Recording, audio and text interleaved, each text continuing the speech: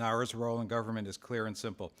We are the nation's record keeper. We safeguard and preserve the records of our federal government and make them easily accessible so our citizens can use them and learn from them.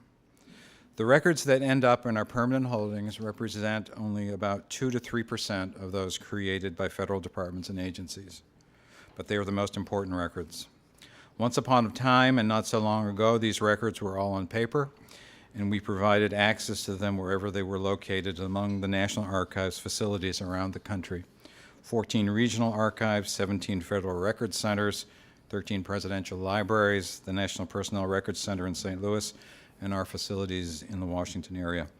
In all these locations, we've accessioned as permanent records more than 10 billion pages of textual documents, 7.2 million maps, charts, and architectural drawings, and more than 40 million still photographs, billions of machine-readable data sets, and miles of film and videotapes. And in the latest, fastest-growing category, we have about 100 terabytes of electronic records. 81 of those terabytes are from the George W. Bush White House alone. Over the years, millions of people have come to us for information, to construct their family history, secure military records, do research for articles, books, and dissertations, or prepare legal briefs. Now, for so many of these things, they can visit us on the internet. Let me share a couple of stories with you about the ordinary yet extraordinary moments in the archives. A man walked into a regional center with a letter dated May 1946, recommending his dad for the Bronze Star.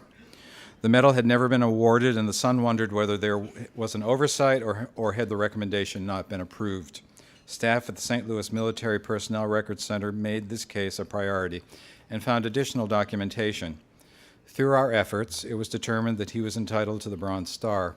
And just 2 days after his 100th birthday and 63 years after the recommendation was written, in a ceremony arranged by the National Archives Regional Office, local Army officers presented Walter Pierce with the Bronze Star. In Alaska, the granddaughter of an 88-year-old Anchorage resident visited to obtain a certified copy of his 1958 divorce decree. Prior to Alaska statehood in 1959, the U.S. District Court handled divorce cases, so the file was in federal hands. We quickly found the final decree and made her day.